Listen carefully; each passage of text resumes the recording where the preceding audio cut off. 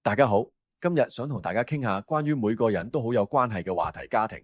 家庭係我哋生活嘅根本，但老實講，冇一個家庭係完美嘅，大家都會遇到啲挑戰，呢啲其實好正常。最緊要係我哋點樣去面對同埋解決呢啲問題。所以今日就想同大家講下啲常見嘅家庭問題，同埋點樣解決佢哋。首先就係溝通得唔好咯。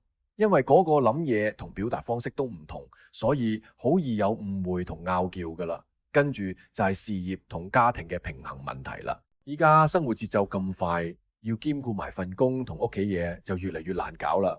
仲有錢銀壓力，無論係賺錢唔夠定係唔識理財都好，錢銀問題通常都係搞到屋企人有摩擦嘅主要原因嚟噶。除咗呢啲之外，父母喺教仔女方面個理念唔同，同埋親子關係好緊張。呢啲問題都好常見嘅，尤其係有代溝啊，同埋教仔方法有出入嗰陣時就仲嚴重啦。咁呢啲問題嘅根源係乜嘢呢？其中一個主要原因就係缺乏有效嘅溝通技巧。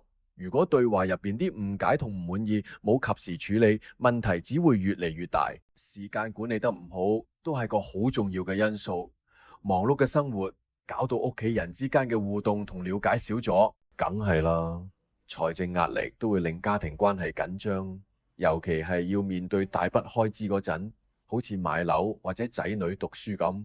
但係好消息係呢啲問題係有得解決㗎，最緊要係改善溝通，學識點樣去聆聽，再建立一個開放嘅溝通環境，等大家都可以隨心講出自己嘅感受同埋需要。定時定候搞啲家庭活動，好似一家人玩下 board game 或者出街食飯，咁樣可以加強大家嘅感情。講到錢銀問題，試下定個詳細嘅家庭預算，等每個人都參與其中。至於湊仔嘅問題，父母應該學識點樣互相遷就，同埋根據小朋友嘅成長去彈性調整。如果問題持續都搞唔掂，不妨揾啲專業嘅家庭輔導服務幫手，佢哋可以提供中立嘅意見，幫屋企人更好咁解決衝突。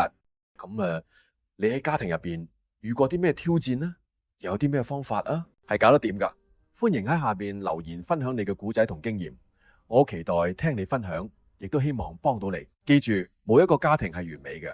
但只要我哋努力多啲，理解多啲，都可以創造一個更幸福、更和諧嘅家庭。多謝你嘅收睇，我哋下次見。